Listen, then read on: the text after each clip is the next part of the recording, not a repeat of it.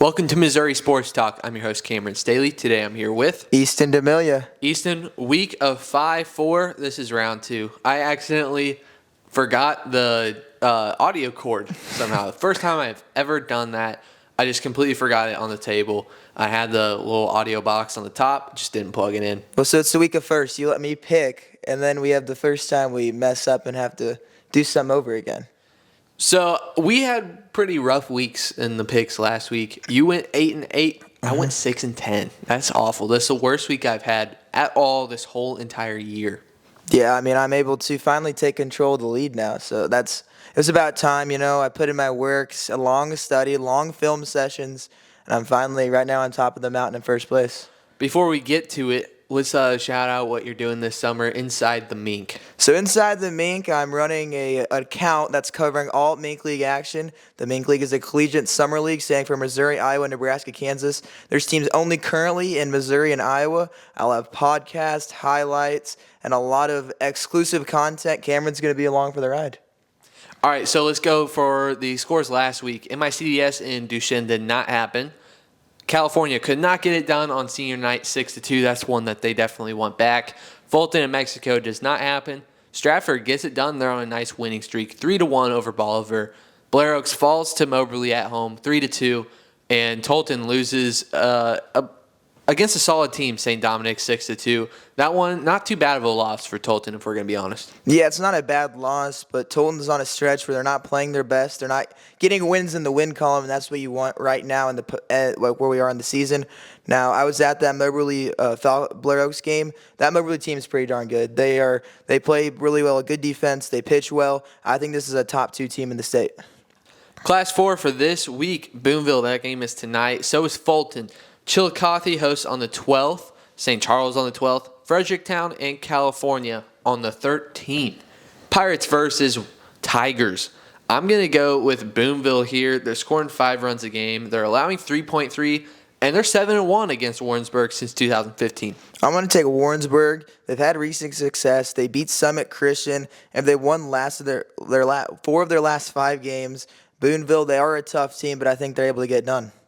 Fulton versus Moberly, game 3 this year. This is the Class 4 game of the week. This is a big one. They're tied 1-1 with each other. Both of them have won by 1 run, both games that they played. Moberly took the first meeting, and Fulton took the second. I'm going to take Moberly here. I'm still going to ride with them. They're probably going to slump down to my number 2 in Class 4 because they did have a rough loss to Mexico.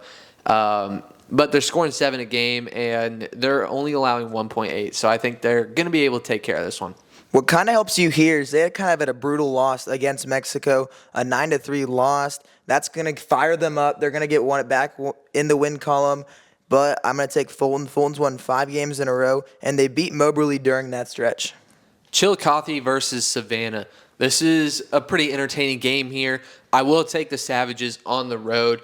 They're scoring 7 runs a game. Easton, they're 27-7 against Chillicothe since 2010. These teams play a lot, and it's a whole lot of Savannah baseball. So I will take the Savages. While Chillicothe has a very strong record, their competition's not that well. They lost to Lafayette St. Joseph, who's not a really good team. And Chillicothe beat Savannah actually earlier this season 9-5. But the most recent matchup was a loss 2-1 to Savannah. I'm going to go off their most recent matchup and take Savannah. St. Charles versus St. Charles West, a nice little rivalry here. Give me the Warriors. I mean, the bats aren't very hot this year. They're scoring 3.6 runs a game on average. But the pitching staff has done better than the Pirates have. They got Brendan Goring. St. Charles West. I mean, they're a solid team. I'd say they're underperforming right now. They're 21-3 against St. Charles since 2010. Since 2014, they're 21-3. So these two teams play a lot, and it's a whole lot of St. Charles West. Yeah, St. Charles has struggled. They dropped their last 4, and then with St. Charles West being one of those, I'm going to take St. Charles West to win this. Fredericktown versus West County. This is an entertaining one. These two teams outside the top 10 in their classes. Fredericktown right outside in Class 4, and West County right outside in Class 3. I will go with West County here on the road. They're scoring 9 a game. They're allowing 2.2, and they're 12-1 against Fredericktown since, I think, 2012. But if there's a year for Fredericktown to win, I think it's this one. Yeah, Frederickstown currently in their conference tournament. They beat Bismarck and St. John, and West County has been dominant all year long. They play, I guess, before this matchup as well, but in the matchup we're predicting, I'm going to take West County to win this. Yes, as you mentioned, they play in the conference tournament tonight, but I had already picked out these games before that one was announced because obviously it's a tournament, so they're going day by day. California versus Southern Boone. I'll take the Eagles on the road here. They're scoring 5.7 a game, and they're on a 10-straight win streak against the Pintos. You bring up the 10-game winning streak. They've won 9 of their last 10 games during this season. Chillicothe, MICDS, Booneville, and Odessa during that stretch. Those are all really solid teams, and I think they're able to get done against the Pintos.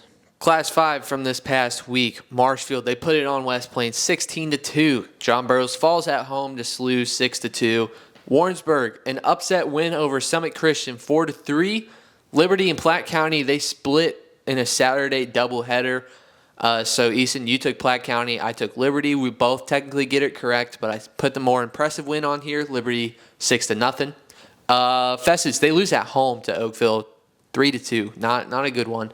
And Smithville continuing to dominate their competition 10-3 over Excelsior Springs. They're 25-3 this season. If you look at the left side of that screen, that all those games surprised me. I didn't expect Marshfield to win by 14 over West Plains. Summit Christian, we're kind of seeing their true identity. They played a weaker schedule early on, and now they're finally playing good competition, losing. Oakville beat Festus. I don't know what happened to Festus, but that's what shocked me. And then Platte County's a team that I've been with for majority of the season. They're playing really good. They're able to snag a win against a really good Liberty team. Class 5 this week, Marshfield versus Logan Rogersville is tonight. Kearney hosts tomorrow.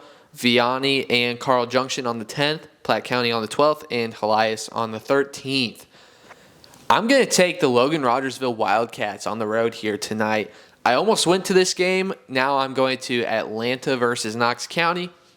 Logan Rogersville, I think I'm going to slide them up to number 1 in Class 4, whether they win this one or not. They're scoring 6 runs a game, and they're 15-1 against Marshfield since 2010. Logan Rogersville on an 8-game winning streak. During that stretch, they beat Duchesne and Forsyth. This is kind of a weak part of their schedule. They had a very tough early on schedule, and that's why it was very tough to really put them high with the record. But I knew their true identity was really good. I'm going to take them to win this one over a really good Marshfield team that I have highly ranked. Kearney versus Excelsior Springs. Got to go with the home team here. The Bulldogs are having a season that I didn't really expect them to have. I thought they were going to be a lot better than this, if we're going to be honest. They're scoring 6.4 runs per game on average. They are 8-0 against the Tigers since 2010, so I think they continue that. Yeah, Kearney has won their 4 of the last 5 games, beating Excelsior Springs during that stretch, and I feel like I'm going to take that most recent matchup and take them to win. Vianney versus Festus. This should be a pretty fun game. This is our Class 5 game of the week. Vianney's undefeated right now. A lot of people think that they're the number 1 team in the state. I do have them at number 2. I can't put them over Francis Howe quite yet. I just don't feel that. But I think Vianney's obviously the number 1 team in Class 5. Festus, they're on a little bit of a slip and slide here. They're 3 straight losses, I believe. And they're going to be looking for a big bounce back here against Vianney. I will take the Griffins, though. They're scoring 7.7 a game, and they're allowing 1.7. I'm going to take Vianney. Festus is on a downhill slope. I don't even see them being my top 10, and you even said they not even be in the top 15. They've lost some games that you really weren't expecting to be that highly ranked, but I will take Vianney. They're dominant. They were able to beat a lot of good teams during that stretch. They've dominated all year. Carl Junction versus Neosho. These are 2 teams that I've been really sleeping on so far this year, if we're going to be honest. Neosho, they haven't had the most insane schedule. So, they played a lot of out-of-state teams, and Easton and I don't really know how to gauge those ones because, we have no clue if they're good or not. But, Missouri-wise, Neosho hasn't played the most insane schedule. It is picking up a little bit, if we're going to be honest. But Carl Junction, man, I really have been sleeping on them.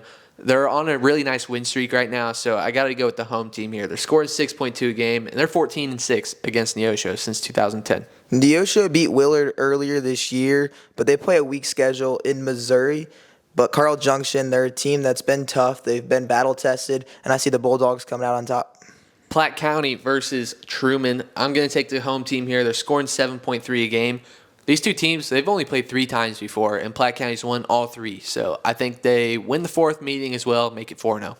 Platte County is a team that I've been high on all year. They had significant wins against Liberty, Green Valley, and then they beat Fort Zumwalt West earlier in the year. I think this team is legit. I mean, I think they're able to take care of business against Truman. They've played good, and I think they're able to continue. Elias versus Jefferson City. This is a really interesting one. Elias sitting at 11-11. Easton, they found themselves at 3-10. So, I mean, they've won 8 of their last 10 games. They're looking good right now. You know, it would have been very easy for those seniors to give up on that team when they're sitting at 3-10, but they didn't, and they're winning and winning. But man, this JC team, they kind of look like a buzzsaw right now. Sitting at 22-6, they're only losing to good teams. And, you know, obviously I said Elias is a good team, but I don't think they're on JC's level this year, if we're going to be honest. So give me the Jays. They're scoring 9.1 a game, and they're only allowing 2.7. The pitching staff is looking good with J. Mart and Lip on the mound. Yeah, when you go back and look at common opponents, it's kind of difficult because the Crusaders are a completely different team than they were their first 10 games in the season to now. I think they're really good. They've been better. But I think this Jefferson City team has been superb all year. They've won their last 5 games, and I think they are able to continue that.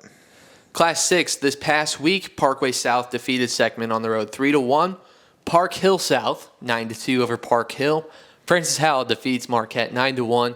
Lee Summit, a very impressive win over Nixa 10-3. Not sure what's happening in Nixa right now. Staley, they squeak by on the road 1-0 over Rockbridge. And Truman, a nice little, I don't know if I want to call it an upset because these two teams are pretty even, but that's a nice win for them on the road 4-3. Yeah, looking at that Nixa game, it's confusing of why they're on this downhill slope, but I think they're able to turn it around going into the future.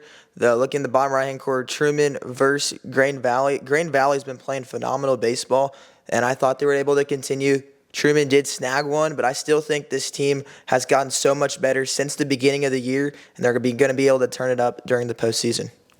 Class 6 for this week, we'll start off with Nixa. They host tonight. Marquette tomorrow, I believe. SLU on the 10th. CBC on the 10th. That one's at Kickapoo. Staley on the 12th. And Fort Zumwalt West on the 13th. We'll start off with Nixa and Ozark. I'm going to take the Eagles here, even though they're having an iffy week. They're scoring 7.2 runs a game, and they're 11-5 against Ozark since 2013. This is a big rivalry. I think Nixa is able to turn their season around, honestly, right now. I feel like they've struggled lately, but this is kind of where you need to start turning it up right as you head into postseason, and I think that's where they start. Marquette versus Westminster. I got to take a technical upset here. The road team is a Class 5 school. They're sitting at 15-8 currently. They're scoring 7.5 a game, and Westminster's 9-3 against Marquette since 2015. So give me the Wildcats. Westminster's won back-to-back. They beat Francis House Central 10-9. They beat a really good John Burroughs team 10-0. I think they're able to make it a streak and make it 3 games in a row. SLU versus Francis Howe. SLU's looking really good right now. They're stringing some wins together, some impressive wins as well. But I can't go against my number 1 team in the state, Francis Howe. I mean, the Vikings are scoring 6.4 runs per game, and they're allowing 2.4. So I got to go with Francis Howe here. I'm going to do that as well. They've won 7 straight after their split with Rockbridge. They've been dominant all year, and I think they're able to add one up here. CBC versus Rockbridge. This game is down in Kickapoo in a little triangular. Both of these two teams play Kickapoo as well in that little triangular. It's on Saturday. Rockbridge, they're scoring 6.6 a game, and they're allowing 3. They've really shown what they are. They're only losing to the top teams this year. And, CBC, they're a sleeper team this year. They're always good, but I don't think they're on Rockbridge's level. So give me the Bruins. Yeah, CBC is a team you should never sleep on, especially in baseball. I think they always have a really good team. But Rockbridge, they're 9-2 in their last 11 games. And when your 2 losses are to Staley and Francis Howe, you must be doing something right, and I think they're able to snag one against the Cadets. Staley versus Liberty North is the game of the week in Class 6. I mean, Staley, they're looking so dominant. They're number 2. Liberty, I mean, they're moving up in the rankings. We didn't put out a top 10 last week, but if they were, they probably would have met at 5. I think this is a top 5 matchup in Class 6. So, I'm going to go with Staley here, the home team. I should be at this game, actually, hopefully. They're scoring 6 runs a game, and they're allowing 2.6. Give me the Falcons. Staley on a 4-game winning streak after the Lee Summit game that they lost. They responded really well, and I think that's where they kind of turned the corner. I think they're able to beat Liberty North, who's been a really good team all year long. Fort Zumwalt West versus Rockwood Summit is where we'll end this one off. I got to go with the Jaguars here. They're scoring 8.4 a game. They're 4-1 against Rockwood since 2012. These two teams don't really play a whole lot, but I think the Jaguars, they're looking really good this year. Yeah, Rockwood Summit has had an 11-game winning streak earlier this year. They had really good success. But Fort Zumwalt West has won 4 straight after back-to-back losses. They responded really well, and I feel like they're able to get it done over the Falcons. That's all we got for today. I've got Atlanta versus Knox County tonight. Knox County, not the greatest team in the world, if we're going to be honest. Sitting at 2-14 this year, but I'm not there for them. I'm there for Atlanta, the number 3 team in Class 1. I'm excited to see them play, see what they're all about.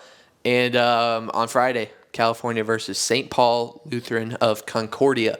And St. Paul, they're Class 2, so California should easily take care of business. But I think St. Paul could at least compete for the district. I think they should win their district championship. So this is a sleeper St. Paul team. Like I said, I think California should take care of business though. But that's all you got for today. This has been Missouri Sports Talk. See you next time.